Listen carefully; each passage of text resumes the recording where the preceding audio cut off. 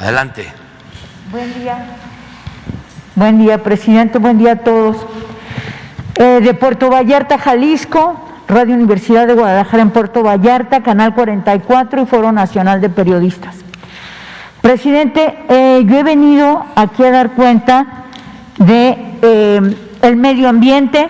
Me puso usted en contacto, instruyó usted a la maestra Laura Velázquez de Protección Civil. Ella envió a especialistas de Senapred, acudieron a evaluar la zona del derrumbe de hamapas y conchachinas en Puerto Vallarta.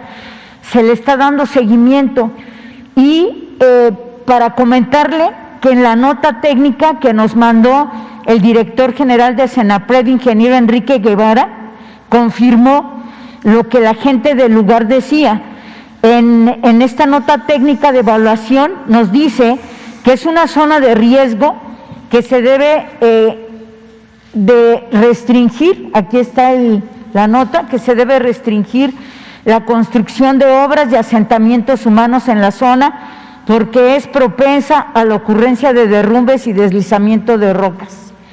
Bien, así lo concluyó también el especialista ingeniero Alberto González Huesca, quien realizó también la evaluación, nota técnica del área de derrumbe de la construcción del desarrollo Serena, y además hicieron la evaluación de todo el Distrito 9 en Puerto Vallarta.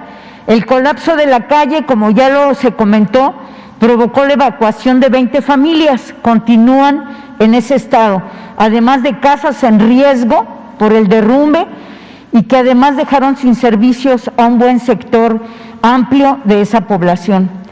Con todo y el resultado y el trabajo que se hizo por parte de la Senapred, le quiero comentar que esta zona de riesgo siguen construyendo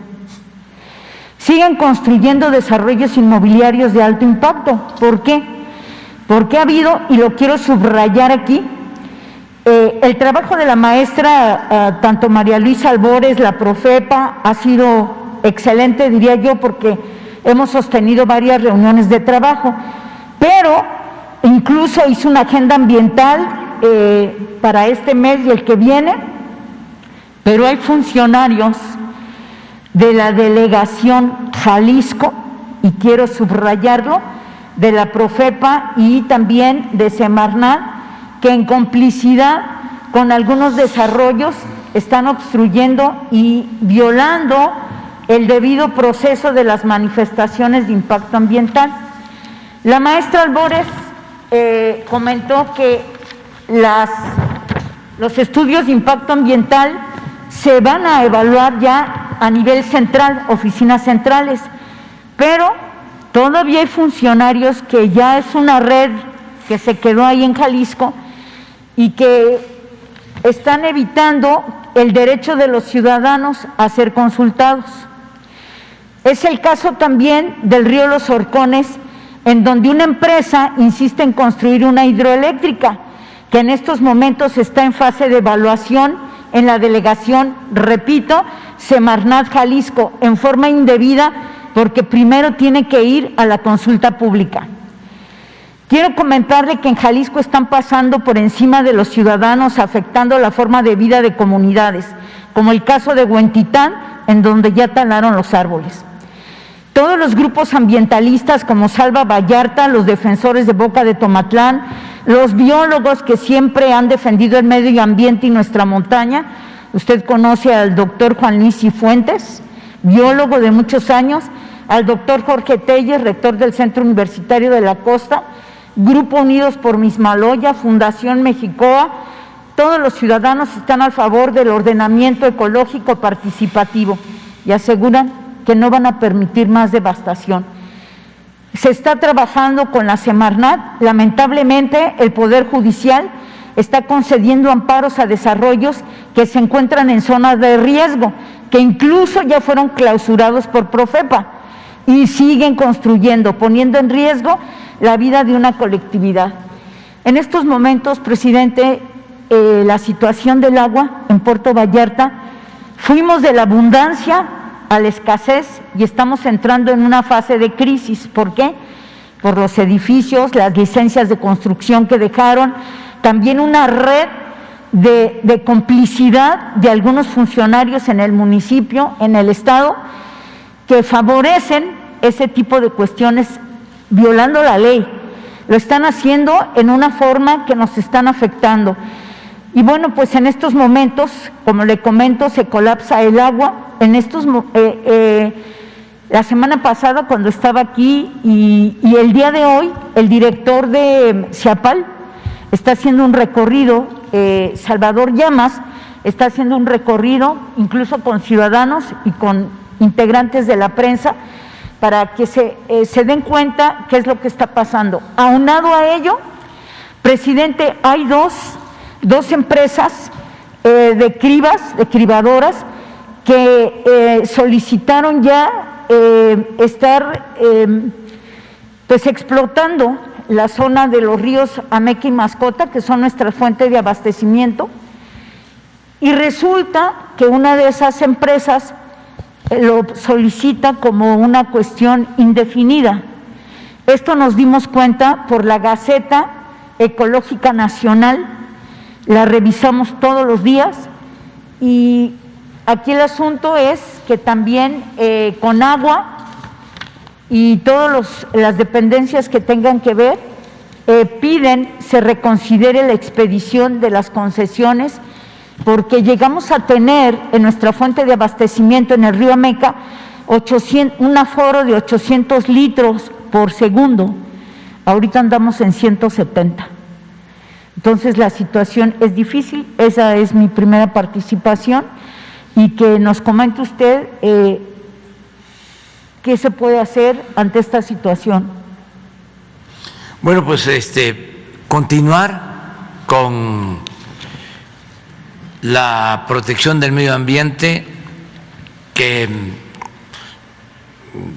siga trabajando María Luisa Albores, la Procuraduría de la Defensa del Medio Ambiente. Esa es la instrucción que tienen, y que se siga limpiando de corrupción a todas estas dependencias, porque hay mucha gente que viene de tiempo atrás, funcionarios públicos, que eran los que ayudaban a los que destruyen el territorio, a las empresas inmobiliarias, y todo manejado con dinero, también autoridades locales. Entonces, eso hay que seguirlo enfrentando, no cansarnos, seguir luchando, y por eso hasta te felicito por el empeño y tu dedicación a la defensa del medio ambiente, y yo creo que no estás sola, hay mucha gente que te apoya. Entonces, nosotros vamos a seguir. Le voy a pedir de nuevo a María Luisa Albores que incluso se refuerce el equipo, y que si son zonas de riesgo, que no se autorice ningún permiso, que no se permita nada que afecte al medio ambiente, y también que se haga denuncias de jueces del Poder Judicial que estén concediendo amparos en general por influyentismo o dinero, que se esté pendiente de eso, sí, y se denuncie. Estamos muy preocupados porque incluso la anterior administración dejó 95 licencias, hay incluso proyectos de edificios hasta de 30 pisos en zonas donde no. Y bueno, pues nos ponemos de acuerdo aquí con los funcionarios, sí, presidente. Y la otra participación, el otro tema que nos preocupa en Jalisco, y que ustedes que sostienen sus reuniones de seguridad con los estados, Jalisco suma 15.665 desapariciones, de acuerdo al Registro Nacional de Personas Desaparecidas y No Localizadas. Además de que desde que empezó el año a la fecha, en promedio, hay 17 desapariciones diarias. Esto lo documentó un compañero de Radio Universidad, Víctor Chávez Ogazón. Y bueno, esta cifra es preocupante. Este mapa lo hizo la Defensoría de los Derechos Humanos de Jalisco. Estamos preocupados por eso. Recientemente, Eduardo Salomón Puerto, un chico de 16 años, fue sacado de su hogar, estaba cuidando a sus hermanos, lo confundieron, lo sacaron, lo mataron. O sea, son situaciones que nos están preocupando, que nos duele y que vemos cómo el municipio, el Estado y algunos municipios tienen esta problemática y necesitamos el apoyo, así como en materia de salud, necesitamos transparentar los recursos, 6.200 millones de pesos que pidió el gobernador para el COVID, 600 millones de crédito quirografario, que tampoco establecen la claridad sobre este destino. Eso ocurre mientras Derechos Humanos, el Centro de Investigación, el Museo de Ciencias Ambientales y los hospitales civiles, pues les ha recortado presupuesto. Ojalá, presidente, que en algunas situaciones, y en el caso de Vallarta, en el caso de Jalisco, Puerto Vallarta sobre todo, se puedan coordinar recursos para estas tres acciones que le comento. Vamos a seguir trabajando en todos los estados y es el propósito enfrentar el problema de la inseguridad, de la violencia, con el apoyo de los estados, de los municipios, y eso es lo que estamos haciendo. Ahora en la mañana, en la reunión de seguridad, acordamos que además del informe mensual sobre la situación de seguridad en el país, vamos a estar informando cada 15 días sobre asesinatos de periodistas, de luchadores sociales, violaciones de derechos humanos, feminicidios, todo esto que preocupa mucho a la gente, de cómo diario estamos ocupados trabajando para evitar estos crímenes y también para castigar a los responsables. El cero impunidad, que el que comete un delito de estas características, el que comete cualquier delito, que no goce de impunidad. Entonces ya acordamos que cada 15 días se va a estar informando. Por ejemplo, ayer ya se trasladaron a los presuntos responsables del asesinato del periodista de Salina Cruz, Oaxaca, porque se estaba ahí dando un movimiento y como pues las cárceles en los municipios, la vigilancia es precaria, pues se les tiene que ayudar. Saben ustedes que los policías que detuvieron a los presuntos responsables del asesinato del periodista en Salina Cruz, sí, los detuvieron sin armas, sí, y fueron apoyados después por agentes de la Fiscalía Estatal. Entonces estamos ahí reforzando, ayudando, trabajando de manera conjunta, pero ya están detenidos y ya se está llevando a cabo investigación. Muchas gracias, presidente. Me voy a coordinar con Leti con algunos otros temas y ya para concluir, yo quisiera pedirle un súper favor, si es posible, que así como se da a conocer lo de la Profeco, se dan a conocer todo esto que usted nos dice, ojalá que en algún momento, así como lo hicieron con Donovan, este chico de patinaje artístico que nos unió a todos, ojalá y aquí también fuera un foro que es tan importante para destacar a todos los mexicanos, jóvenes estudiantes. Hay muchos casos de jóvenes que están fuera del país, que están estudiando, casos de éxito como el de Donovan y algunos otros que han hecho tanto esfuerzo y al verlos esto nos ha unido.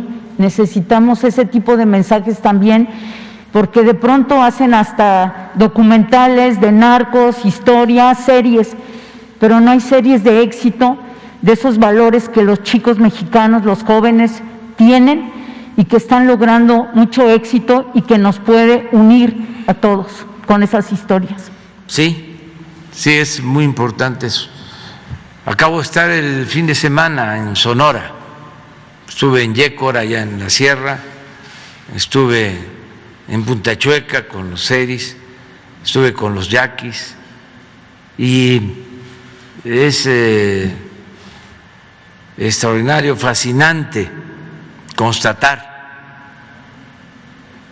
todo lo que son las representaciones artísticas, culturales, por ejemplo, lo de los seris, es una cultura excepcional, extraordinaria, y sus tradiciones, sus cantos. A ver si no pones un fragmento de la ceremonia de la joven que canta, dándonos la bienvenida. Eso es México, por eso es importante, ¿no?, lo que tú estás planteando, en el deporte, la cultura, el arte, toda la grandeza cultural de México y del México profundo, ese México que a veces se descarta de lo cotidiano, que se nos olvida que existe y que la vida pública solo transcurre en las élites, ¿no?, arriba, cuando hay mucha riqueza artística, cultural. A ver si no les cuesta mucho trabajo. Nada más un fragmento.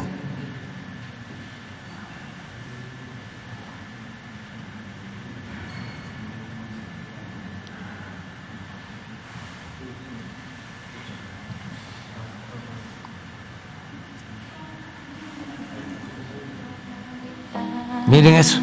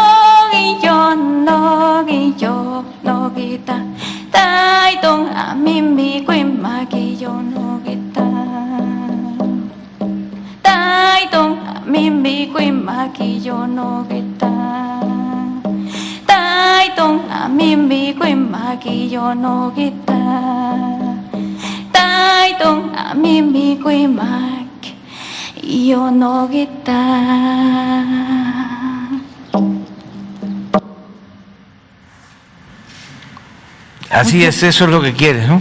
Y sobre todo los casos de éxito como el de Donovan, como Jesús Asensio que se va a la NASA, como tantas historias, presidente, que son importantes también que los conozcamos en este foro tan importante. Muchas gracias. Muy bien.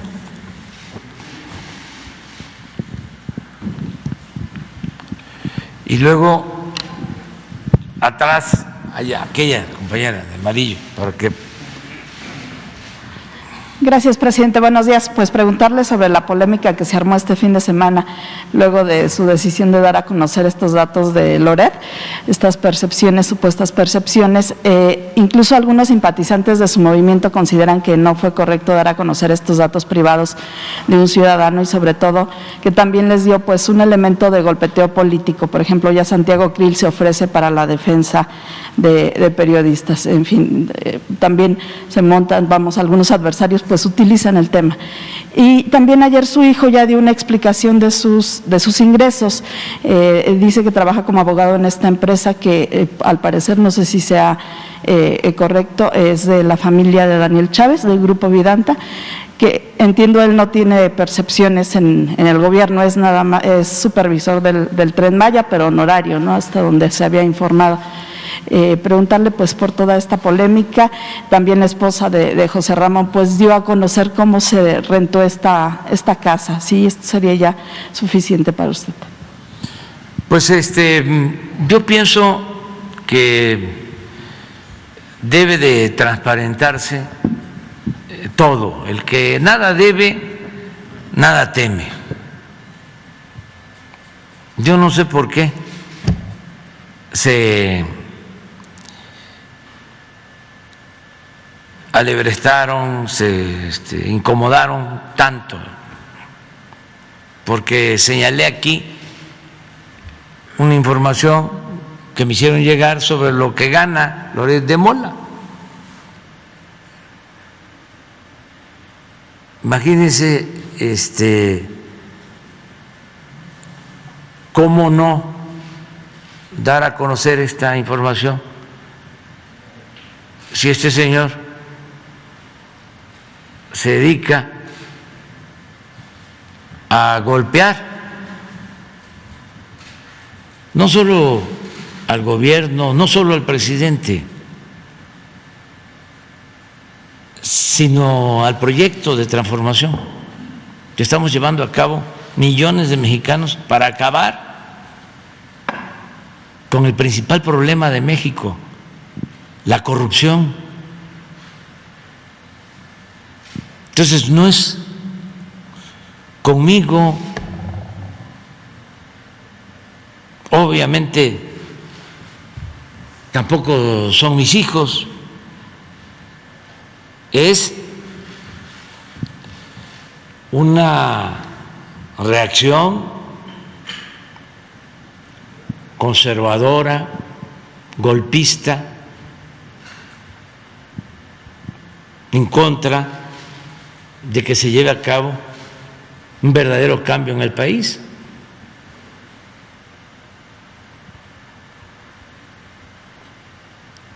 Y esto no se conocía, porque además de que saqueaban y robaban, no perdían ni siquiera su respetabilidad.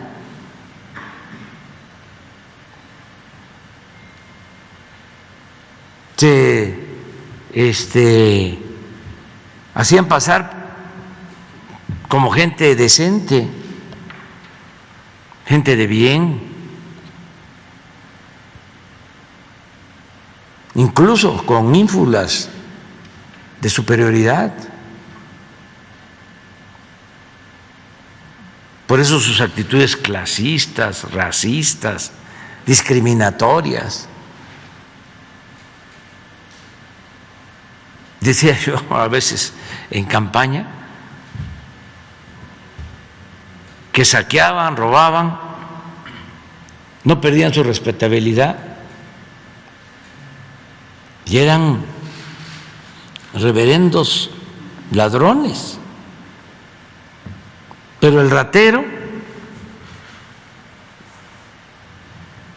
según ellos, era nada más el que se robaba una gallina, un pavo, que se robaba la ropa tendida en el patio, el cilindro de gas, la bolsa en el mercado.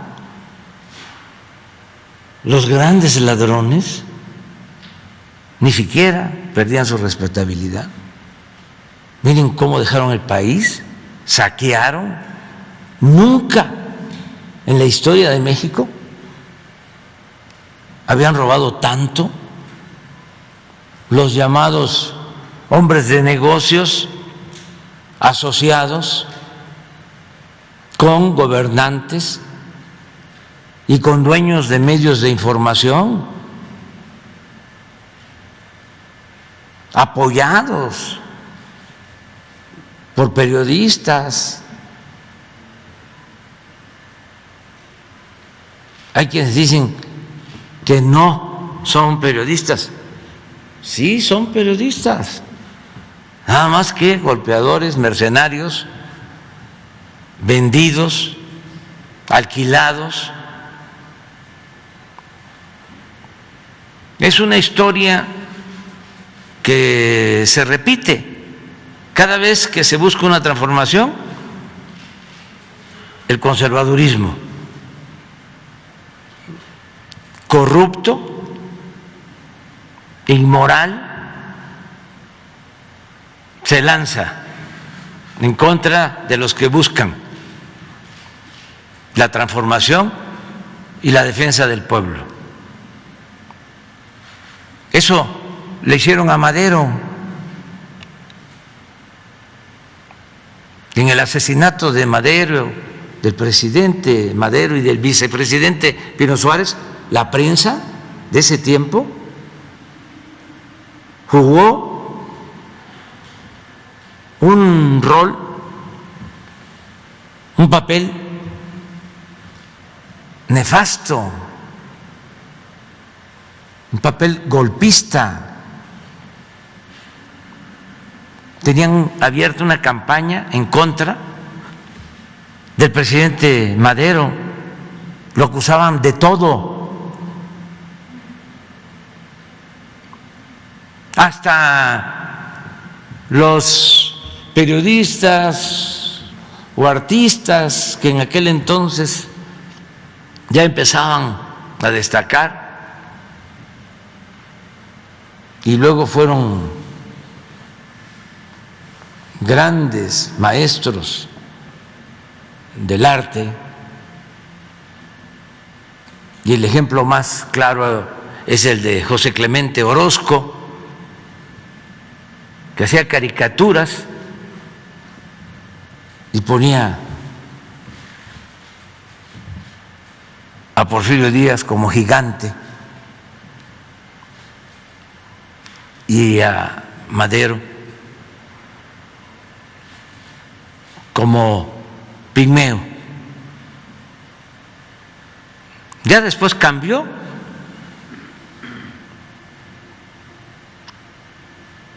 Entonces, no estamos para medias tintas. Es que no se ha escuchado bien.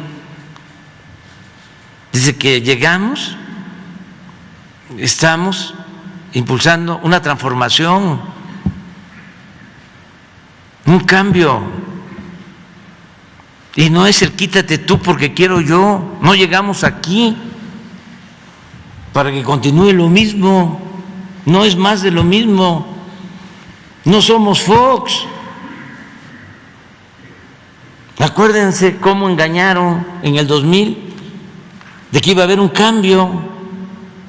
¿Hubo cambio? Nada. Fue lo mismo. Secretario de Hacienda de Fox era el subsecretario de Hacienda de Salinas. Y siguieron con la misma política económica, la misma política de saqueo. Entonces, lo hemos dicho no sé cuántas veces, de que la gente votó por nosotros para llevar a cabo una transformación. para limpiar de corrupción al gobierno. Y a ver, ¿por qué no pones el cuadro de Loret de Mola?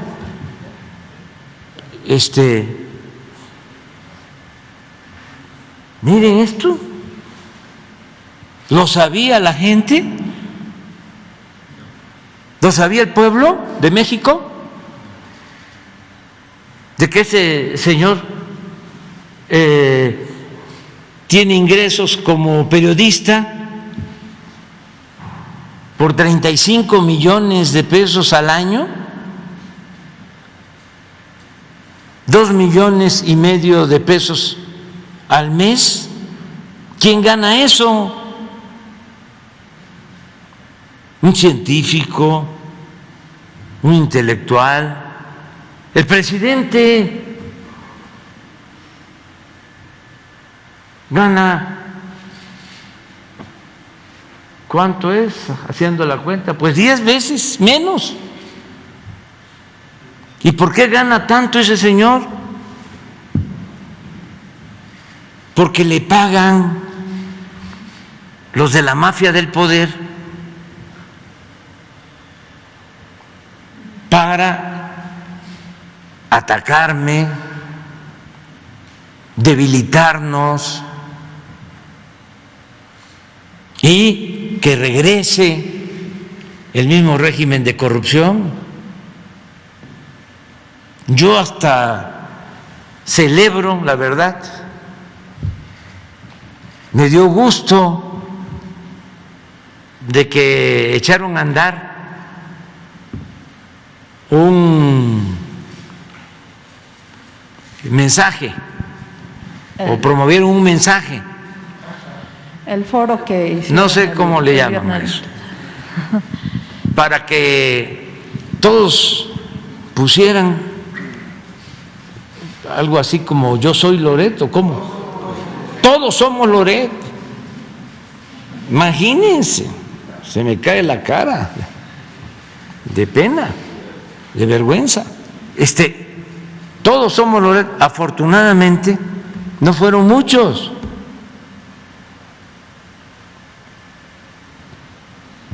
Porque hay unos pues muy vivillos, ¿no?, que ahí andan todavía enzarapados, pero otros que ya sabemos, ¿no?, desde hace tiempo han mostrado lo que son, que tampoco debe de avergonzarlos. Son conservadores. Lo importante que ahora ya se están quitando la máscara, porque engañaron durante muchísimo tiempo de que eran liberales, independientes, de la sociedad civil.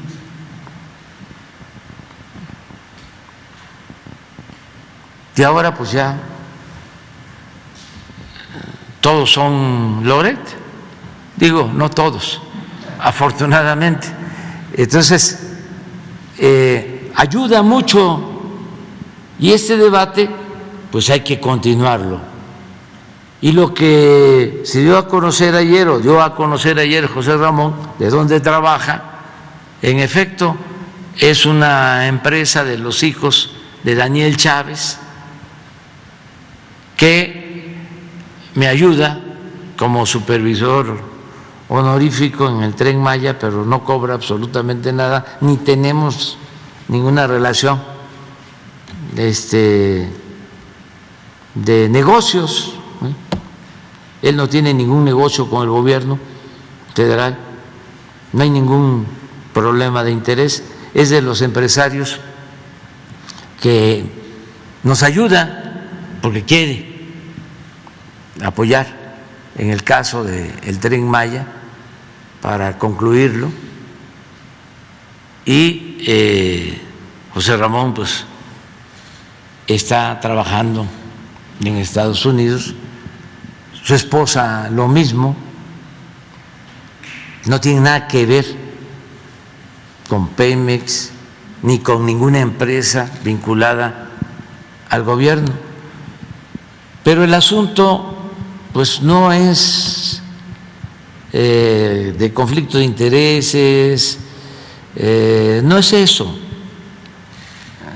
El asunto es golpear. Y hay mucho dinero de por medio. Mucho dinero de por medio. Y no tengo elementos para confirmarlo, pero como fue tendencia a nivel internacional, no dudo, porque son especialistas en guerra sucia, de que hayan comprado bots para las redes sociales. Pero aún así celebro de que son pocos los que son como Loret. Lo celebro, eso, porque pues somos millones de mexicanos y no fueron millones, ¿no? También no estoy menospreciando al conservadurismo. Siempre he dicho de que el conservadurismo en México y en el mundo ha existido y tiene mucha fuerza. Nunca ha desaparecido. Después de que triunfa el movimiento liberal, cuando Juárez, después de que los conservadores trajeron a Maximiliano y ayudaron para que nos invadiera Francia, o antes, cuando fueron a buscar a Santana, después de que nos habían quitado por su culpa más de la mitad del territorio nacional, uno los habían arrebatado. Todo esto, los conservadores fueron a traer a Santana y apoyaron a Santana.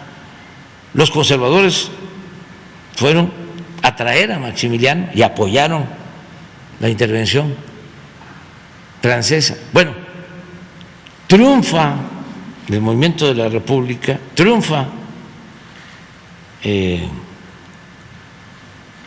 Juárez, los liberales, y se pensaba, ya va a desaparecer el Partido Conservador. No, no desapareció. Continuó y más temprano, más pronto de lo que uno podía imaginar, resurge con Porfirio Díaz. Y siempre ha estado ahí. Entonces, no son nada más los que se declaran a favor de Loret, son millones. Unos, ya lo he dicho, por defender intereses, porque pues eran los dueños de México y hacían jugosos negocios al amparo del poder público, saqueaban. Y otros por ideología,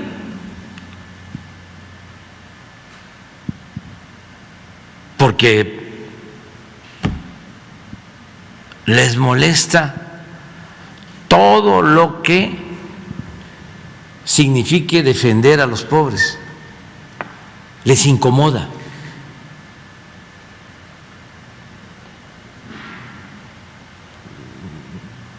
No aceptan a dirigentes sociales.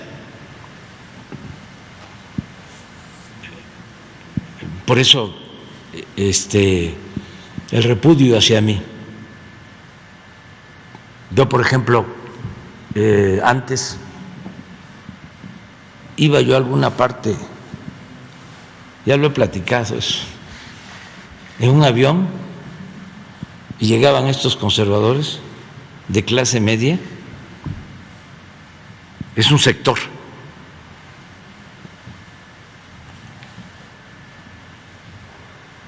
Y alguno me decía, oiga, ¿y por qué viaja en avión?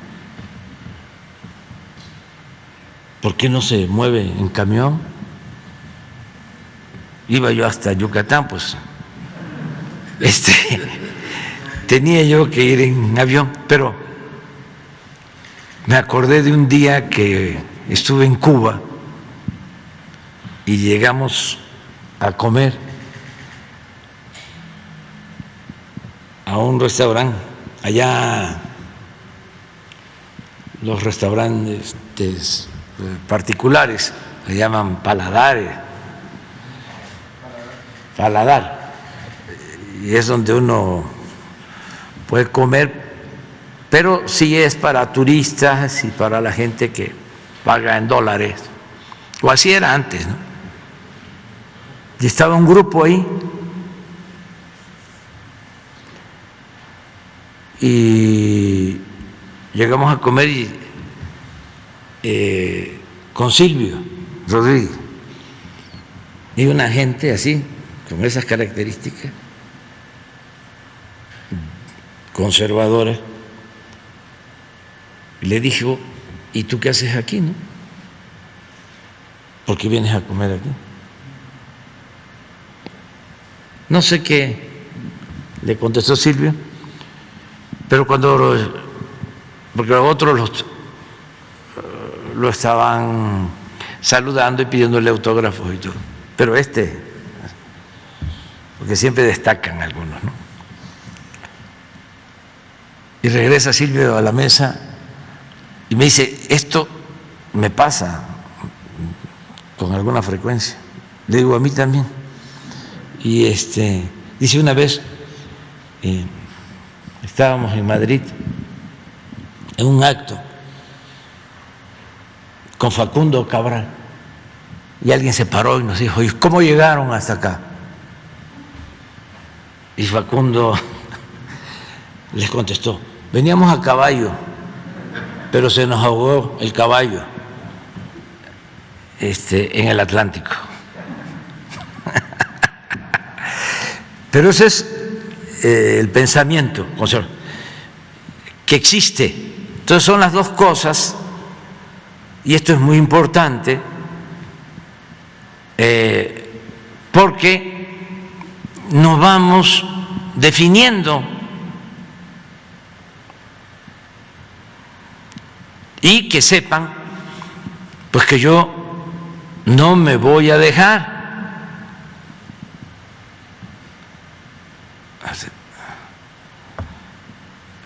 El que se aflige se afloja.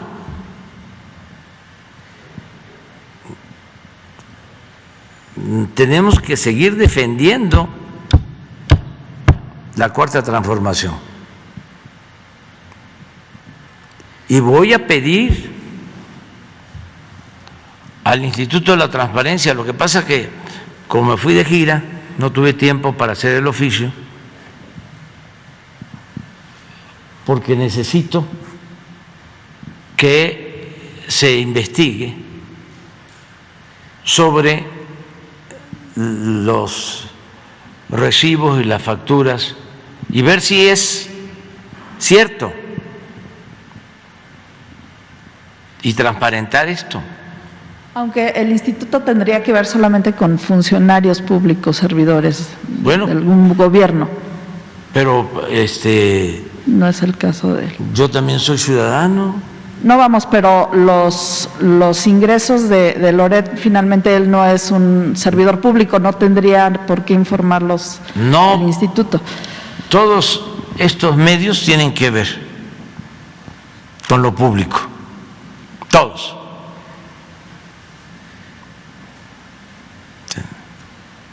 Todos son entidades de interés público, son concesiones que otorga el Estado.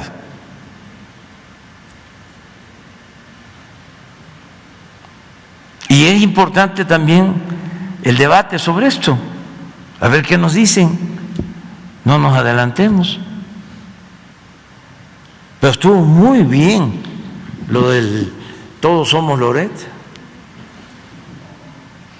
Claro que no es de extrañarse que Calderón diga yo soy Loret o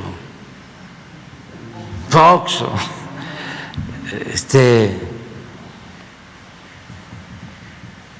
Krause no dijo lo que es Loret, no es mañoso, pero así famosos así, me imagino que los dirigentes del PAN, del PRI, ¿se acuerdan cuando yo decía de que eran lo mismo y no lo creían, que era lo mismo el PRI y el PAN, el PRIAN? ¿Y en qué terminó?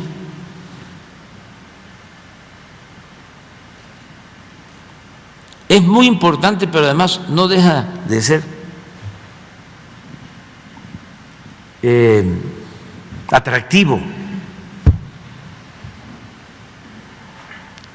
el que se combata la simulación.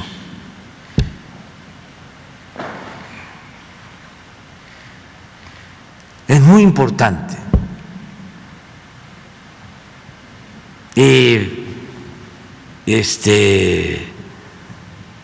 Yo los invito a seguir adelante y nada más la comprensión de que no me voy a quedar cruzado de brazos, porque soy ciudadano y tengo derecho, ¿no?, a informar, pero sobre todo a defender el proyecto por el que luchamos muchos, por el que han hasta perdido la vida muchísimos mexicanos, mujeres y hombres. Ese es un movimiento de mucha gente, así como son muchos los conservadores, son también muchos, millones, los que buscan la transformación. Gente del pueblo, la gente más humilde, la gente más pobre, que ya está harta de ser humillada.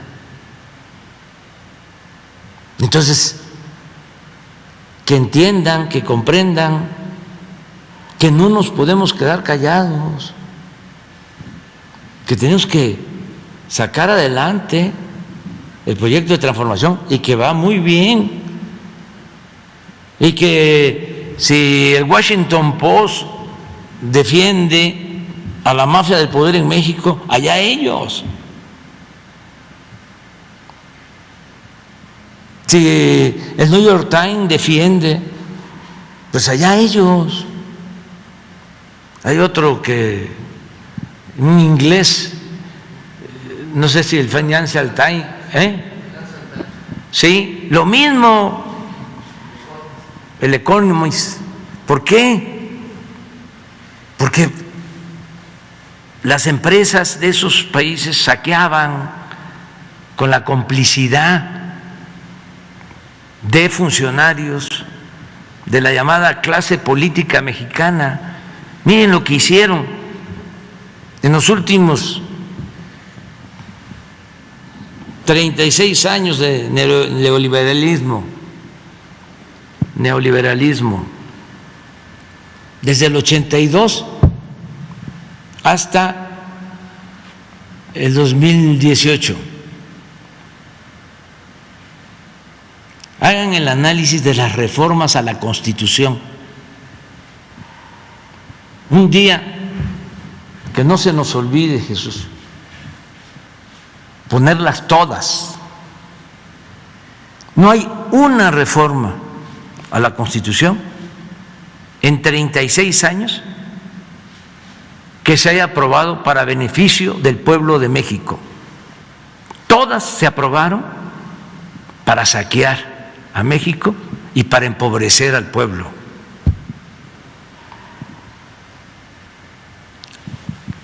¿Qué es la reforma fiscal? Que es aumento de impuestos. ¿Qué es la reforma energética? Para entregar la industria eléctrica y el petróleo. ¿Qué es la reforma a la seguridad social? Para entregar el manejo de las pensiones a las AFORES. ¿Qué? La subcontratación para no pagar prestaciones a los trabajadores. La privatización del ejido. Hoy, y eso es tema de investigación, los ejidatarios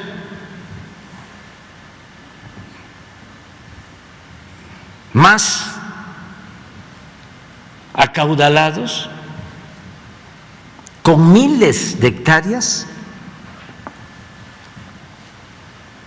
son de los más ricos de México, que se quedaron con grandes extensiones de tierras ejidales, miles de hectáreas. Ahora resulta que son ejidatarios. ¿Por qué? Porque Salinas modificó el 27 constitucional y puso las tierras ejidales al mercado. Y así todo. ¿Qué les parece poco el que en 36 años se haya deteriorado el salario en un 75%? Que se haya producido una pérdida de poder adquisitivo del salario de 75%.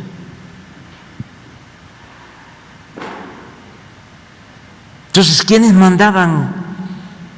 ¿Era un gobierno del pueblo? No. Pues por eso Claudia X González y todos ellos en contra. Además, ¿no les parece una gran injusticia que deberíamos de estar alarmados, sorprendidos y sobre todo condenando el que durante todo el periodo neoliberal los más acaudalados, los más ricos de México no pagaban impuestos? ¿Les parece poco?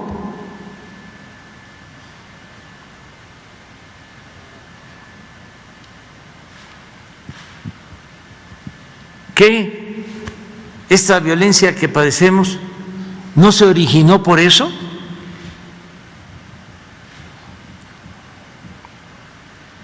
¿Les parece poco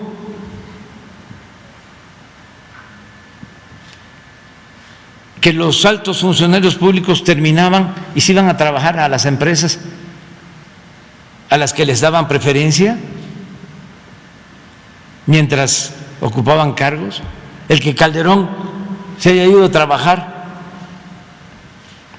a Iberdrola, la empresa española que monopoliza ya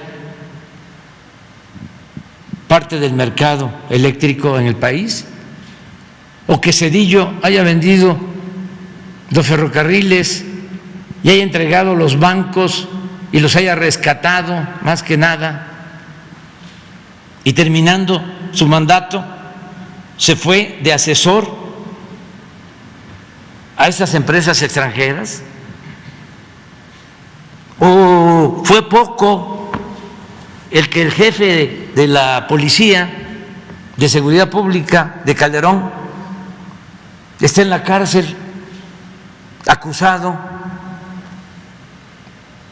de tener ligas, acuerdos con la delincuencia organizada, el secretario de Seguridad Pública y su equipo. ¿Eso es lo que defienden? Pues todos ellos son Loret.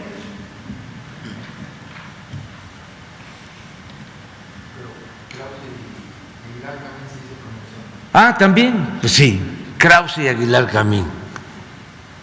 ¿Cómo no? ¿Cómo se llama el que estaba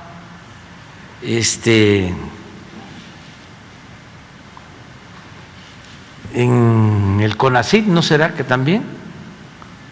De los científicos. Narro, ¿no está? ¿No se pronunció Narro? A ver, búsquenlo. Al que fue rector de la UNAM, que fue el que acuñó la frase de que los ninis, de que los jóvenes eran ninis, que ni estudiaban ni trabajaban y nunca hicieron nada por los jóvenes.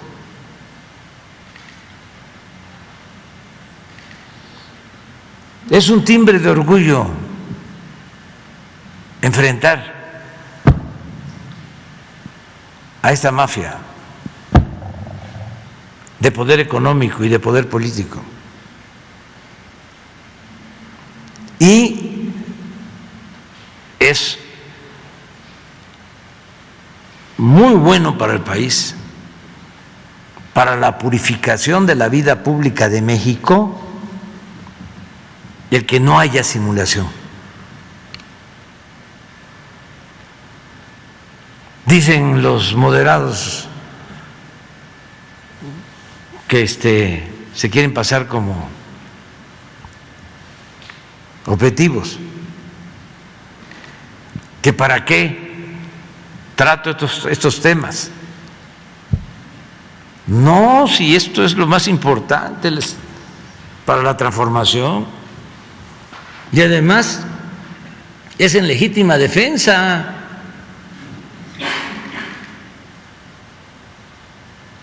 Son golpistas, preparan el terreno. ¿Qué? ¿Ya no vivimos nosotros la campaña del peligro para México? ¿Cómo acuñaron esa frase? Un publicista mercenario de Estados Unidos, que fue el que acuñó la frase, y con la repetición, porque como controlaban todos los medios, como decía Goebbels, una mentira que se convierte, que se repite muchas veces, se convierte en verdad, o la pueden convertir en verdad. Ya lo hemos padecido. No, ya no va a ser así. Ahora tenemos que defender la transformación, y vamos muy bien, porque la gente entiende. Entonces, ¿cómo lo van a entender si antes no recibían nada los pobres? Todo se lo robaban. ¿Cómo van a recibir becas los estudiantes pobres si le entregan a un periodista golpeador 35 millones al año? Además, ¿cuánto se llevaban los medios y cuántos contratos recibían? Pues ese es el asunto. ¿Narro fue orador? No, pues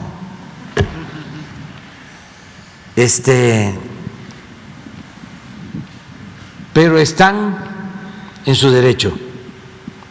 Y adelante, vámonos. vámonos. Nada más que vamos a estar nosotros informando,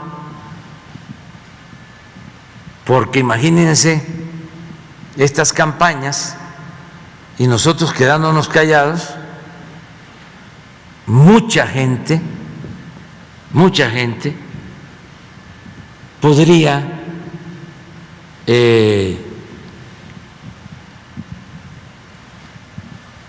ser susceptible de manipulación. Entonces, que conozcan las versiones y que cada ciudadano, como mujer, como hombre libre,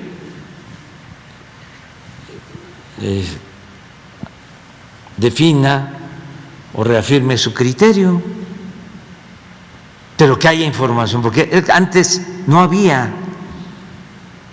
Me dejo de llamar Andrés Manuel. Sí, el 90% de los mexicanos sabía lo que ganaba un conductor de noticias. No, ni por aquí le pasaba. Ahora, sí, vamos viendo 35 millones de pesos pues en departamentos del Infonavit, pues deben de ser como unos 10. Y en becas,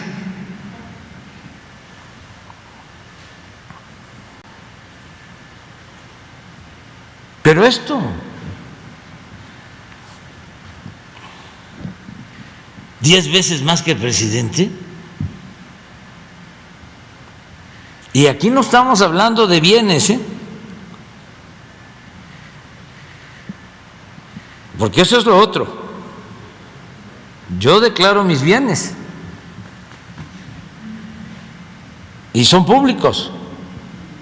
¿Y por qué no van a ser públicos los bienes de Loret o de López Dóriga o de Krause o de Aguilar Camín, etcétera, etcétera, etcétera? O de los dueños de los medios de información públicos. Transparencia. Por eso es muy importante la autoridad moral, porque si no, no se podría cambiar nada.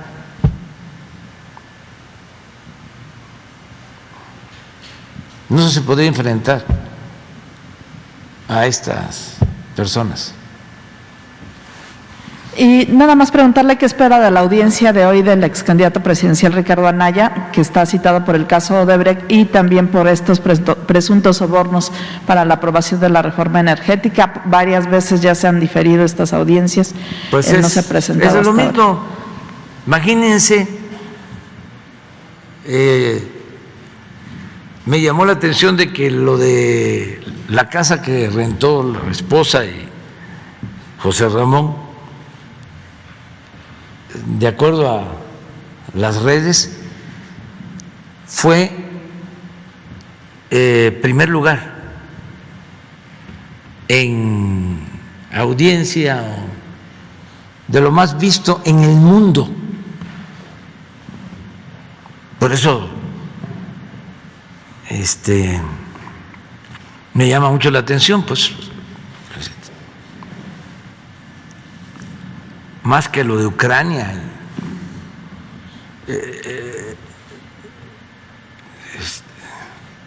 Ahí va a ir saliendo quién pagó, si es que hubo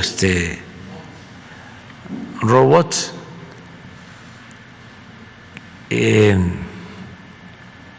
Ojalá y Twitter ayudara, ¿no?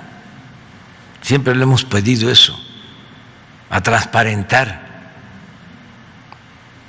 sobre cómo funciona ese tipo de campañas y quién paga.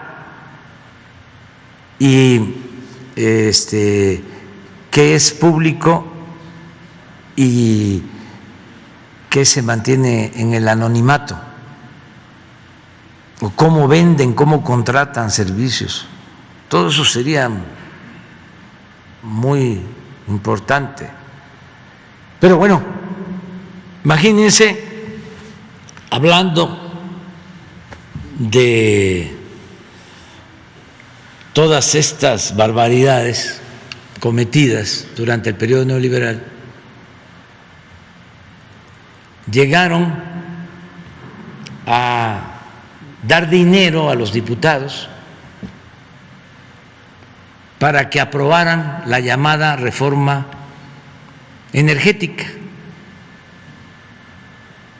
Repartieron dinero.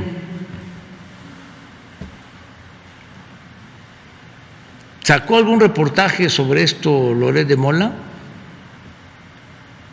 No creo, ¿eh? Pero en cualquier país esto sería un escándalo. Repartirle dinero a legisladores para votar.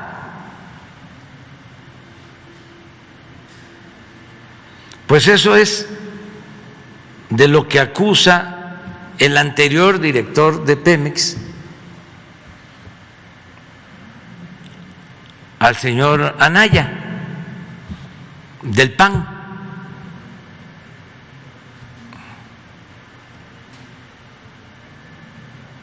Vamos a ver en qué termina la investigación.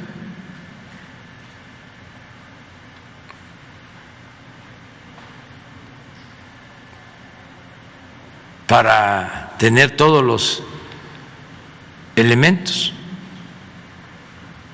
Aunque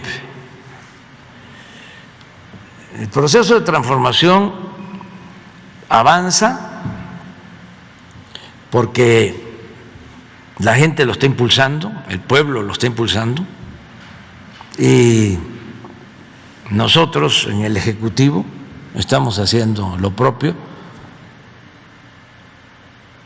aun cuando en el mismo gobierno hay resistencias, porque, repito, tardó tanto el modelo neoliberal que el gobierno también se cundió de ese pensamiento conservador, más cuando se trata de otros poderes. Yo siempre he reconocido el esfuerzo para combatir la corrupción en el Poder Judicial que lleva a cabo el presidente de la Corte, pero hay jueces y ministros. Acuérdense que salió un ministro también acusado de corrupción. Lo que aquí acabamos de ver ahora de los amparos y suspensiones, entonces hay que esperar que resuelvan los jueces en este caso que me estás preguntando, ¿sí? Y ojalá y se aplique la ley, y la máxima de que al margen de la ley nada y por encima de la ley nadie, nada ni nadie, y que se termine con el influyentismo.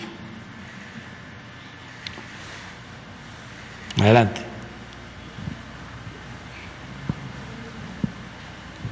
¿Qué tal, presidente? Carlos Guzmán de Aba Noticias. Pues cambiando un poquito de tema radicalmente, este fin de semana se da a conocer por parte de la Secretaría de Agricultura un tema polémico, el tema del aguacate. Hay una denuncia ahí por parte supuestamente de la instancia norteamericana que acusa que uno de sus agentes en Uruapan pues fue amenazado de muerte vía telefónica, cancelan este tema. Ver su postura al respecto, señor presidente, si ya está trabajando, ya que la Embajada de Estados Unidos ayer por la noche en un mensaje en redes mencionaba de que también ellos ya están coadyuvando este tema. Sí, se está ya viendo este asunto para ver en qué consistió esta amenaza.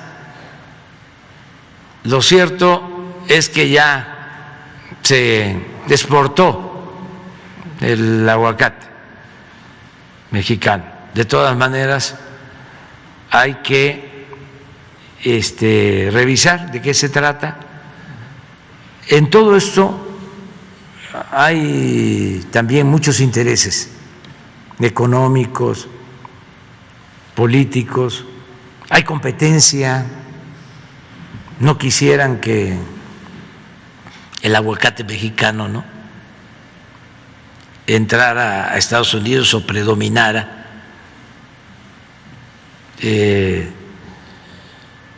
Por su calidad en Estados Unidos. Hay otros países interesados en vender el aguacate, y así pasa en otros casos.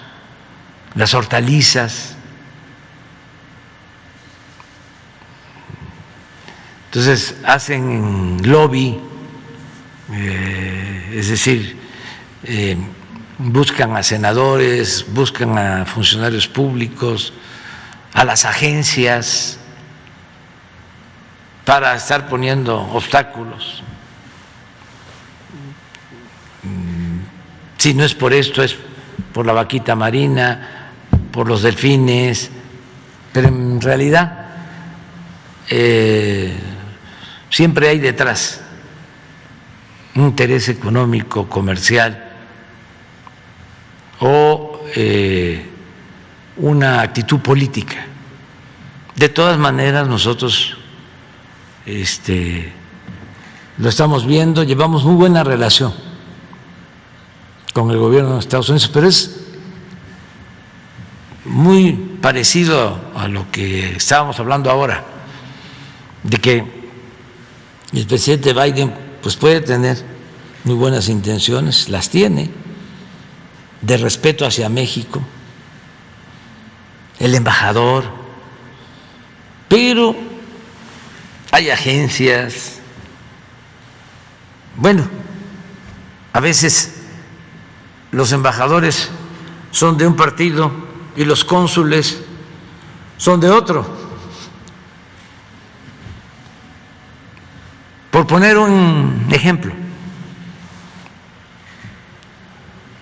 no dudo que en la embajada de Estados Unidos en México haya gente respetuosa de la soberanía de nuestro país y otros acostumbrados a la intromisión, como también en nuestra embajada en Estados Unidos hay quienes tienen una postura y quienes sostienen otra. O sea, no es monolítico el gobierno, pues. Entonces, por eso cuando salen declaraciones del embajador o de la embajada, nosotros vemos eso con tranquilidad. Además, como se consume mucho aguacate de México allá, y hubo lo de el partido, Super Bowl. sí, pero pues ya se saborearon el aguacate.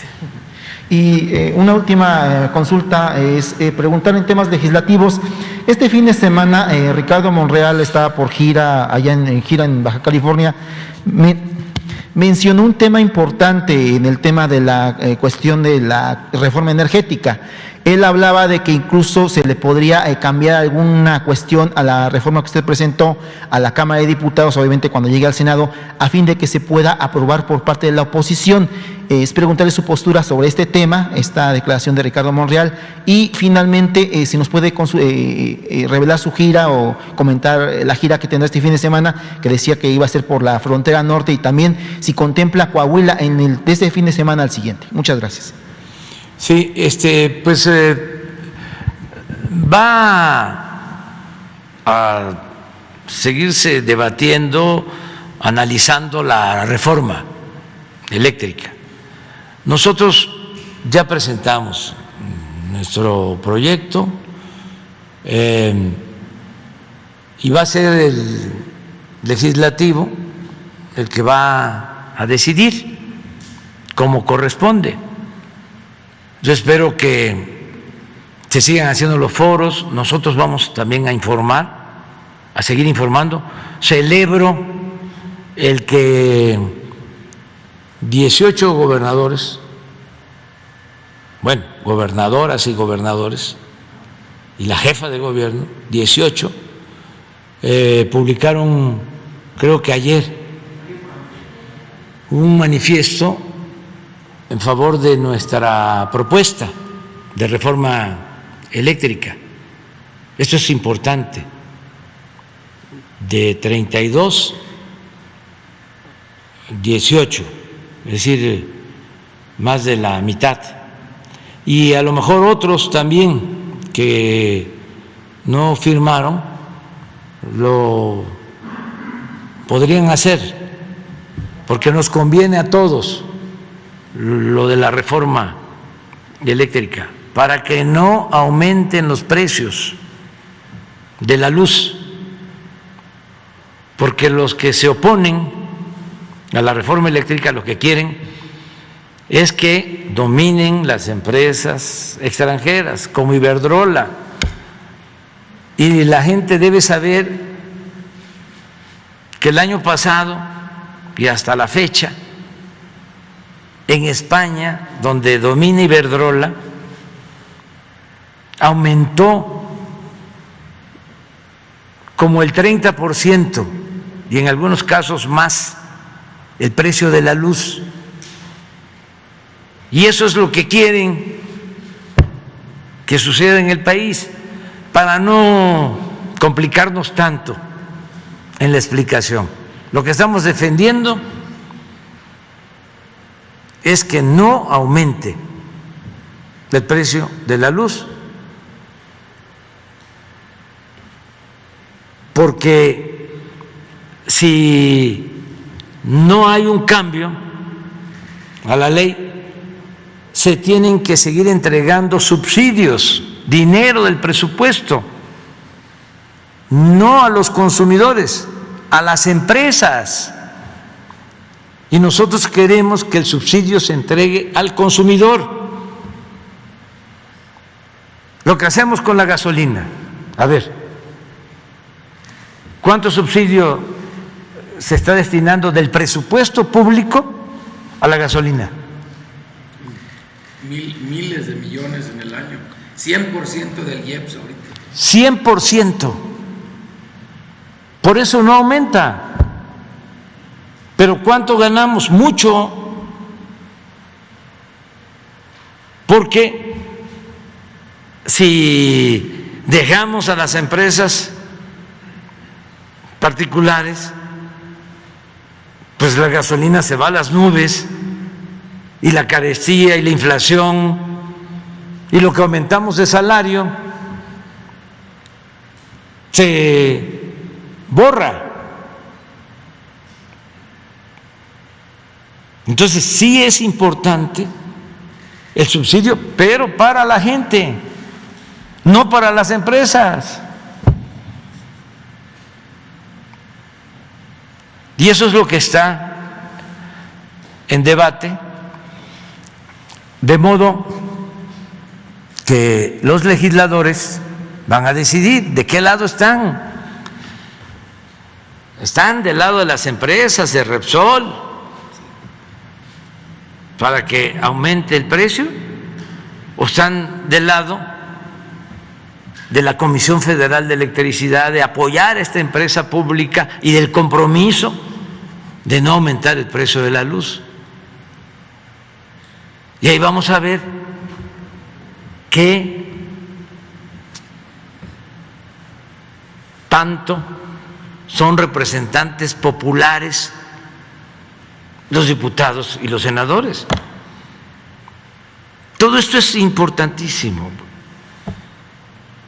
Son tiempos interesantes que estamos viviendo. ¿Pero cómo le vamos a llamar a alguien representante popular si no representa al pueblo, si no defiende los intereses del pueblo, si es representante de las empresas o de un sector? Van a ser los legisladores, para contestar tu pregunta. Y la otra... sí, me voy, vamos a salir desde el miércoles, pasado mañana, por la tarde, porque el jueves la reunión de seguridad, la conferencia de prensa va a ser en Tijuana. Y vamos en Tijuana también a supervisar 2 obras que se están proyectando. Un segundo piso por toda la línea fronteriza, son 10 kilómetros de segundo piso, y nuevas instalaciones en Tijuana para aduanas. Entonces son 2 actos. Y de ahí vamos a Nogales, a Sonora, a la aduana también, para definir el proyecto de libramiento de la ciudad de Nogales, que atraviesa la ciudad del ferrocarril desde hace mucho tiempo, y queremos liberar la ciudad y que haya desarrollo urbano en la ciudad y hacer este libramiento de las vías férreas y ponernos de acuerdo con Estados Unidos para reubicar las aduanas, tanto del lado estadounidense como del lado mexicano. Entonces, nos vamos después a Juárez. El viernes va a ser también la reunión de seguridad y la rueda de prensa en Juárez. Y vamos a la aduana de Juárez, que es además histórica. Y por la tarde vamos a la aduana de Piedras Negras. Vamos, es toda la frontera. Y de allí, al día siguiente, el sábado, que es el Día del Ejército, vamos a estar en la Hacienda de Guadalupe, donde Venustiano Carranza suscribió el Plan de Guadalupe, y ahí vamos a conmemorar el Día del Ejército. Y todavía ese día, sábado, vamos a estar al mediodía, por la tarde, en Nuevo Laredo, también en la aduana. Hasta ahora ese es el programa.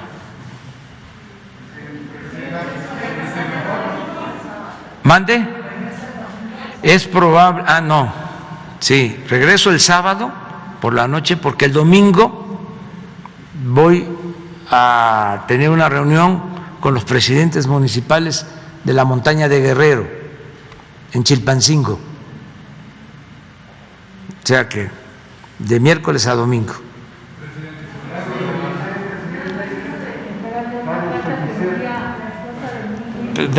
Sí.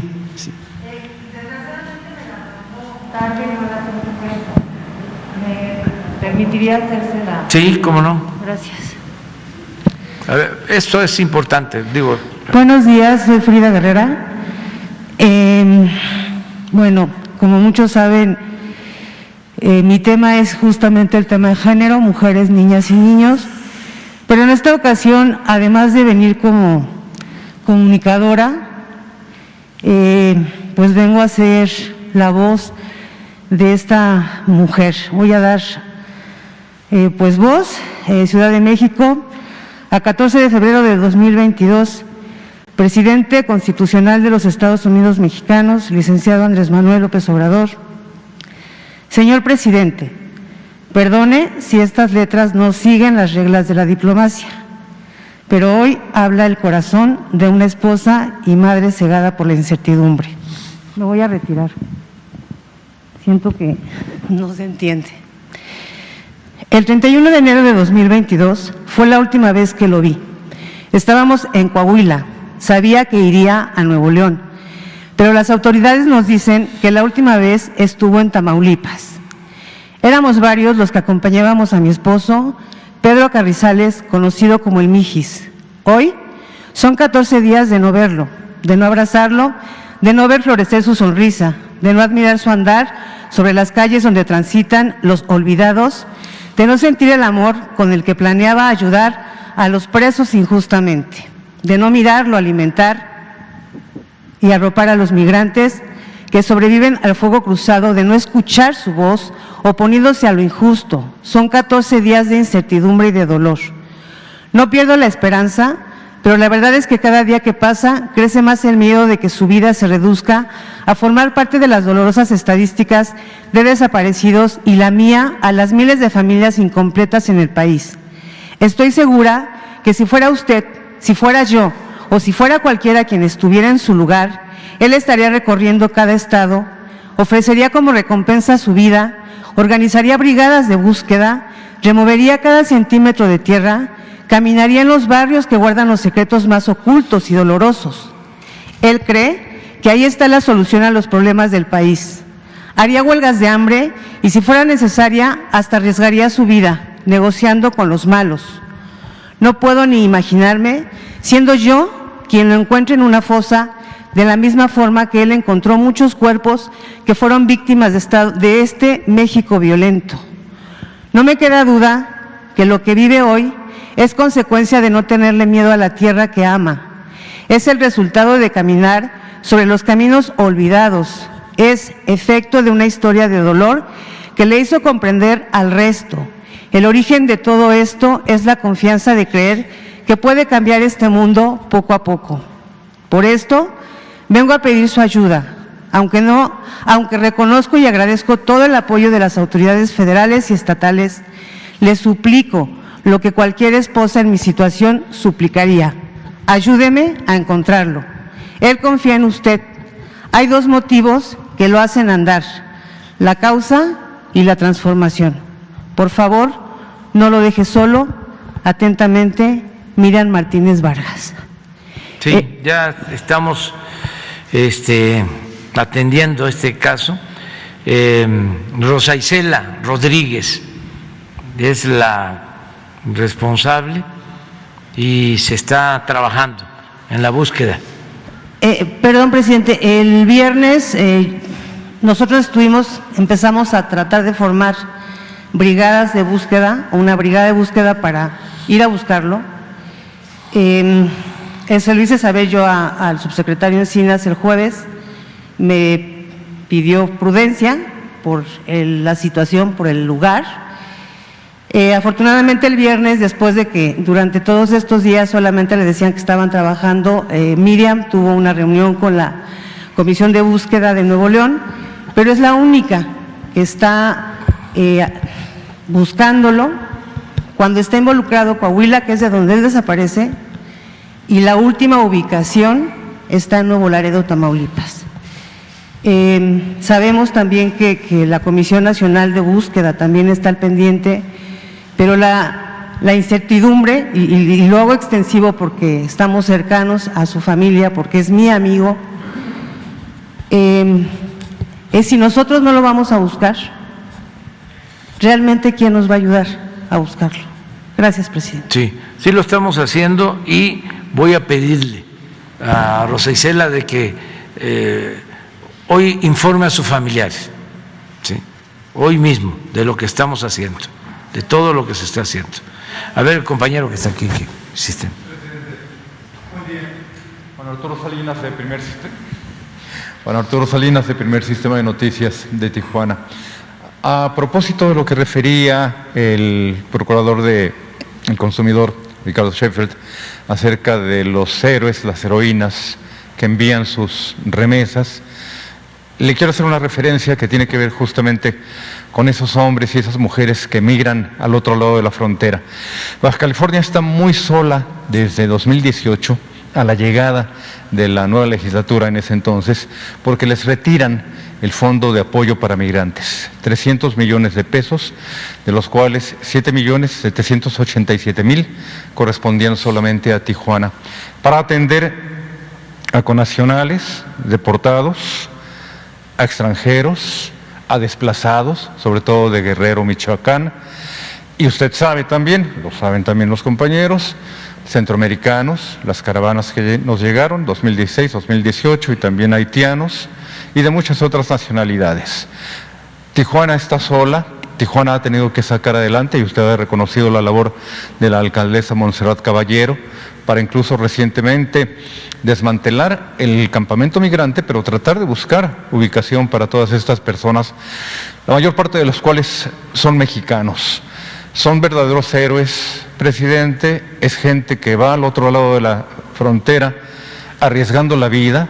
Del otro lado son de verdad héroes, con un sueldo, con un ingreso de unos $34, $35 por hora por colocar azulejo, tal como le conocemos, pero que al ser deportados aquí entran en una espiral de abandono, de farmacodependencia, no son de aquí ni son de allá, porque muchos de ellos ni siquiera tienen una tarjeta, una credencial de elector. Están muy abandonados en este sentido. Del fondo que le estoy hablando, 300 millones, 90 millones le correspondieron a Michoacán en 2019. Desde el inicio de su administración, presidente, no ha habido apoyo para las organizaciones no gubernamentales. Hay más de 23, 24 albergues, tan solo en Tijuana. Hay 2 oficiales, el Centro Integrador Carmen Cerdán y el Santuario Migrante, que inauguró el exgobernador Jaime Bonilla. En Mexicali hay otros tantos. No hay apoyo para el consumo de electricidad, tienen que sufrir por temperaturas de 50 grados o más, que son las tradicionales de Mexicali. Tampoco se les apoyó con ningún tipo de recurso. Y por si fuera poco, ahora que usted va a aduanas, los donativos que reciben estas organizaciones no gubernamentales o les son confiscados o les son tasados con aranceles muy altos, $300 o más, a instituciones estadounidenses, instituciones religiosas, o simple y sencillamente los extorsionan en la aduana. Qué bueno que va usted a poner ese orden. Sí hubo abuso en algunas organizaciones que se dedicaban a otro tipo de labor en Tijuana, que la mayor parte del recurso iba a dar a sus grandes rentas de casas, a las grandes rentas de los locales, un poquito aquí para el apoyo y tapar del ojo al macho a las necesidades. Pero en materia de migrantes, presidente, le puedo garantizar, y no solamente a título personal, envíe a una persona suya de confianza, alguien honesto, para que supervise. He estado en los albergues, he visto de coordinadores que comen los mismos frijoles y las mismas tortillas que sus propios refugiados. Investíguelo realmente con la gente de su confianza. Me han ofrecido un taco, lo he rechazado no porque no me guste, sino porque yo sé que ese taco le hace más falta a la persona que lo requiere allí. Y los hondureños sí comen frijoles, y los hondureños también se han sumado, y los haitianos se han sumado a enriquecer la grandeza de Tijuana, de una ciudad a la que usted va a visitar. Esa es una primera pregunta, presidente. Sí, voy a Tijuana y vamos a tratar este tema que tú estás planteando aquí. Voy a pedir información sobre esto. Quiero adelantarte de que se tiene presupuesto y se está destinando con ese propósito para tener albergues. Hay recursos que maneja el DIF, que maneja migración con este propósito, pero de todas maneras vamos a revisar cómo está la situación. Sí. Te ofrezco eso. El jueves que estemos allá, Sí. vamos a tratar este asunto. Ahí lo voy a ver, en todo caso. Sí. Les han cortado el agua, les han cortado la luz, y en esta pandemia es una situación muy crítica. Sí. Y le reitero, hay gente muy honesta, metería las manos al fuego por ellos, y hay gente que sí han sido los vivales, pero no están en materia de migración. En materia de migración nunca son suficientes los recursos, presidente, y tenemos mucho desplazado. Mucha gente de Michoacán, como le estoy señalando. Una segunda pregunta, hoy son vinculados a proceso penal, justamente al crimen de nuestra compañera Lourdes Maldonado, los 3 presuntos indiciados en este sentido. Y como periodista, también y además como periodista fronterizo, me sumo justamente al tema que aquí se dio a conocer la semana pasada. Fue hasta que usted lo dio a conocer aquí en Presidencia de la República, cuando allá en Baja California tuvimos ya eco, respuesta tardía, porque esos datos ya los tenían guardados bajo la manga en la Fiscalía a cargo de Iván Carpio. Evidentemente lo que más nos llama la atención, y nos han cancelado ya 2 veces conferencia de prensa, hoy vendrá una tercera posibilidad para saber sobre los autores intelectuales y el móvil. Al hecho muy lamentable de la muerte de Lourdes Maldonado, siguió, usted bien lo sabe, una andanada de reacciones. Nos involucraron a nosotros porque Lourdes compraba tiempo en nuestra empresa, de la cual soy director general, aunque no es mía.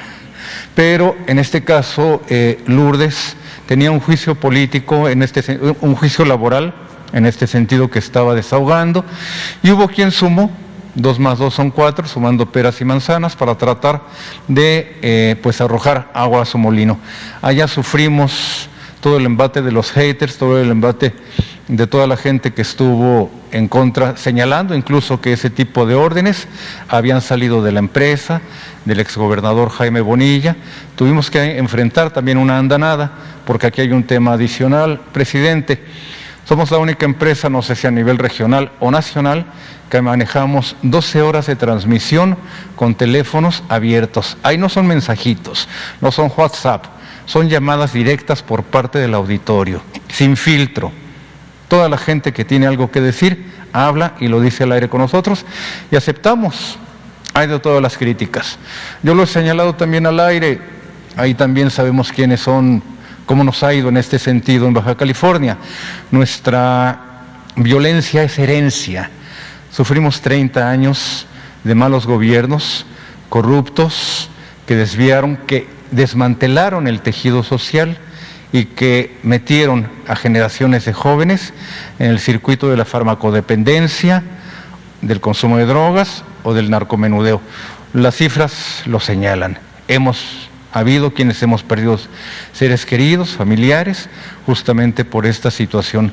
Y esa es la gente que, interesada en golpetear políticamente y mediáticamente, es la que se lanzó, pues no solamente contra una empresa, contra un exgobernador como Jaime Bonilla, sino también con un proyecto que es el que usted encabeza. Sí, vamos ahora a Tijuana y vamos a presentar un informe también sobre este lamentable caso. El jueves ya vamos a tener más información. Se tienen ya detenidos y se está buscando la autoría intelectual, pero sí se está avanzando.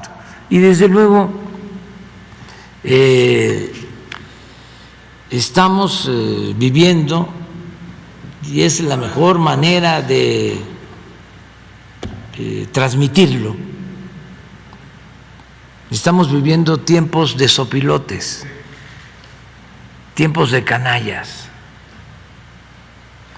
Pero no me refiero al pueblo, y para que les moleste más, al pueblo bueno. Me refiero a la llamada sociedad civil o clase política. Sí. De veras. Sí. Yo admiro como escritor, que es mucho mejor que Krause y que Aguilar Camín, a Paco Ignacio Taibo. Taibo. Son gustos, ¿no? Sí. Y hace unos días platicábamos, porque estamos publicando libros como nunca en el Fondo de Cultura Económica, y libros al alcance de todos, libros de 10 pesos, de 15 pesos, y colecciones que se están distribuyendo de manera gratuita. Y estamos platicando sobre los libros, y me trae libros de regalo. Ahora estoy leyendo uno que me trajo él precisamente, que escribió Trotsky sobre Stalin, que es un muy buen libro, aun cuando para mí el mejor libro de Trotsky es el de la historia de la Revolución Rusa.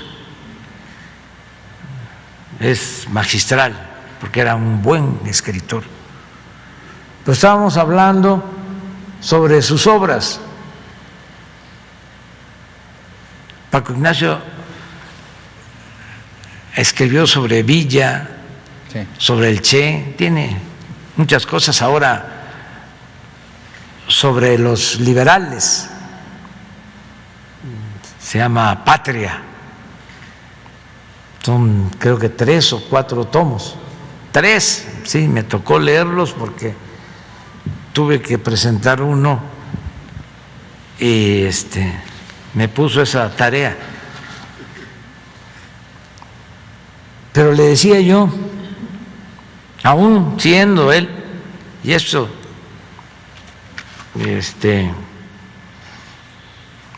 con un enfoque autocrítico, le decía de que aún con sus posiciones como escritor, políticas, ideológicas, bien definidas, y ser, por ejemplo, que se le nota, ¿no?, villista, le decía yo que el mejor libro para mí que ha escrito, bueno, aparte de que Katz es de los que ha escrito más, o sea, que ha hecho más investigación sobre Villa, y Salmerón, que hizo el libro sobre la formación de la División del Norte. Ese es un libro extraordinario. Pero Paco Ignacio también. Pero le decía que aún con lo de Villa, con lo del Che, con todo lo que ha publicado, para mí su mejor libro, que por cierto no es muy extenso, es el de Tiempos de Sopilotes. Lo recomiendo. Ahora el 23 de febrero vamos a hacer un homenaje porque vamos a recordar un aniversario más del asesinato de Madero. Y es un libro que él escribe no siendo del todo maderista, porque en la izquierda mexicana no se le dio a Madero durante mucho tiempo su lugar.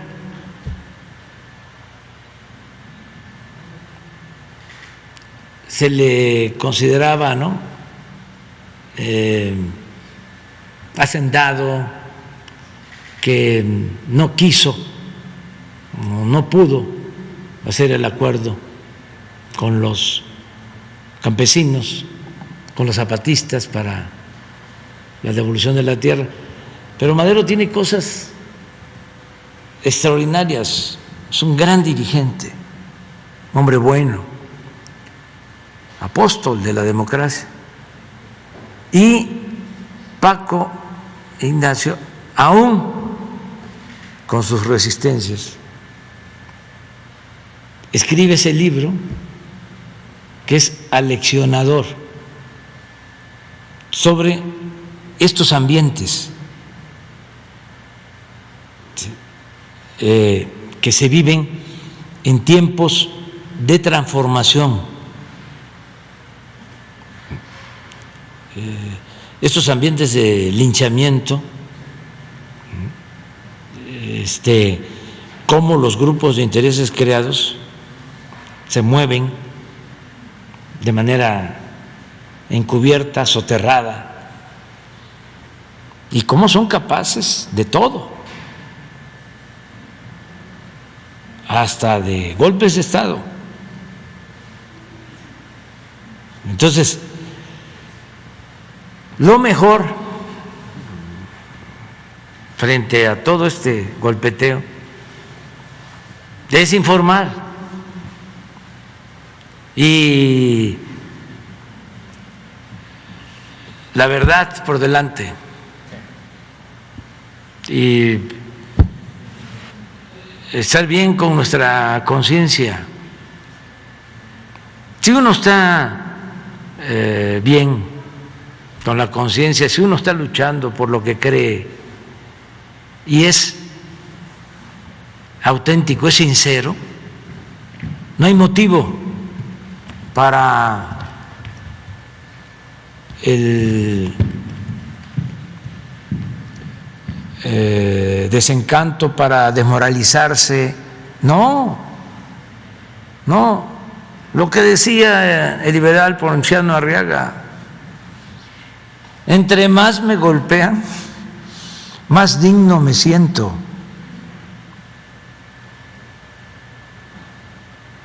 Imagínense si no tuviese yo diferencias con lo de Mola, ¿no? O con Krause, con Aguilar Camín, o con los dueños del Reforma. Diría yo, algo anda mal. ¿Qué transformación? Ni qué 8 cuartos.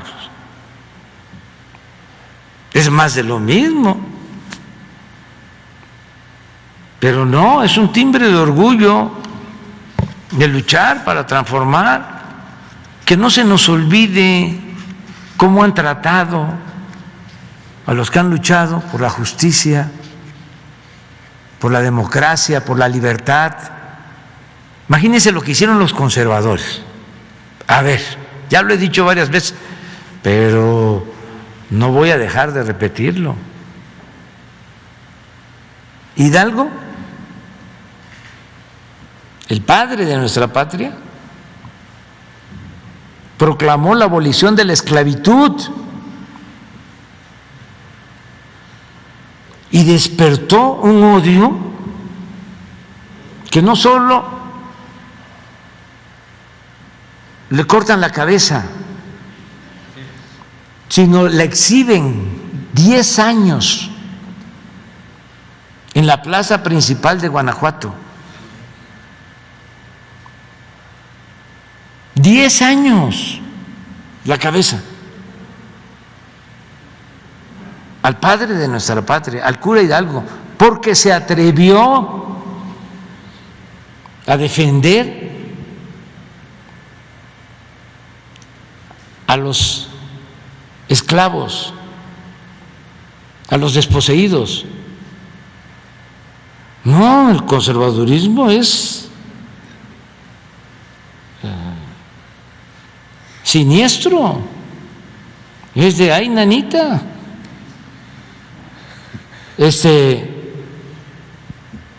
Y así, pero no por eso les vamos a dejar libre el terreno. A ver, ya, son muchos los, yo estoy con Loret, no, que le sigan más, hay mucho más, y que se definan. Vamos avanzando mucho en eso,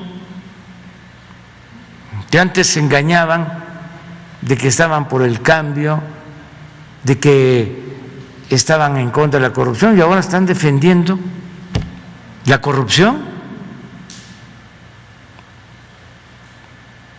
defendiendo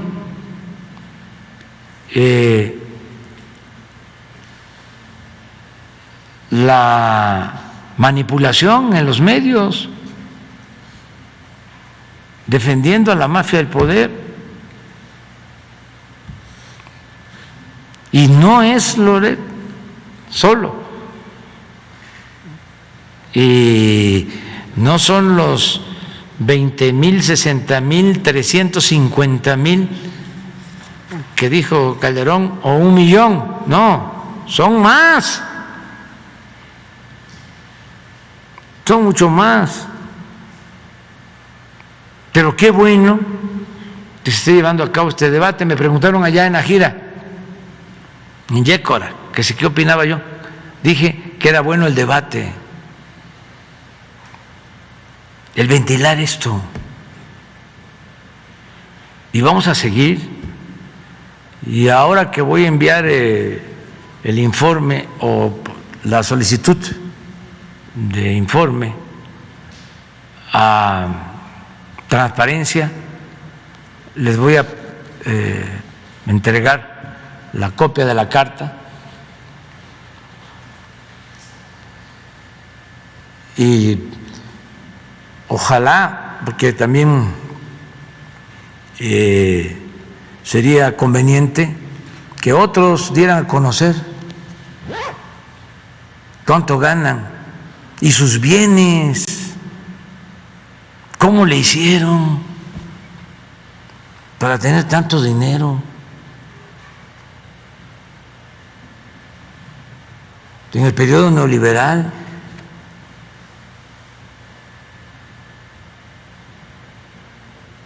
¿cómo fue que le hicieron? ¿Qué inventaron? ¿Cuáles son sus creaciones? ¿Cuáles fueron las empresas que construyeron? ¿Cuáles negocios lícitos realizaron para tener tanto dinero? Departamentos, mansiones, en México, en el extranjero. Entonces es buen tema, aunque moleste a algunos, hay que seguir adelante con este asunto. Una última acotación, nada más muy breve, señor. Ya que va a aduanas, si le dan información precisa sobre este procedimiento de regularización de los carros llamados chocolate, hay quien considera ya que se ha perdido el espíritu del decreto de 2,500 pesos, que era una cantidad aceptable, porque entre el emplacamiento que cobra Baja California, más de 3,000, pero además 6,000 y hasta 10,000 por lo que toca a los agentes aduanales, agregando 1,600 de repube, ya la gente tiene que estar pagando 16,000 pesos o hasta más. No son cantidades tan elevadas para quizás en otras partes de la República, pero en la frontera, que se trata de vehículos que son utilizados solamente para circular en lo interno, no van a poder circular en Estados Unidos por una especie de situaciones ahí del shippereo, que así llamamos a lo que es el shipper export. Pero hay gente que no va a poder entrar dentro de este esquema. El agente aduanal sí sabe que está cobrando 6,000, 10,000 pesos incluso por sus servicios. Quizás en volumen podrían convencerse de que van a ganar más de lo que pueden perder en este caso, pero sí hay gente que se puede quedar fuera de este esquema, que nació con una muy buena intención. Nada más le pongo un ejemplo. En el gobierno panista del gobernador sustituto Alejandro González Alcocer, emplacar un vehículo y todo el procedimiento no costó ni 3,000 pesos. En esta ocasión, en el gobierno del Estado, que no necesariamente anda de los 16,000 pesos. Sí, lo tenemos que ver, es que hay muchas resistencias. ¿Se acuerdan lo del símil del elefante? Del ejemplo del elefante, pues eso es, hay que estar empujando el elefante, porque si no, no camina, y es de todos los días. Puede haber un decreto, se puede decir en este caso 2,500 pesos, y le agregan, ¿sí?, o no se cumple, o tarda. Entonces mi trabajo es estar empujando el elefante, pero todos tenemos que empujar el elefante, o sea, todos ayudar a seguir denunciando. Me tengo que ir porque tengo reuniones, muchas reuniones el día de hoy. Bueno, nos vemos entonces. Sí, con funcionarios públicos. Nos estamos viendo. Adiós, adiós.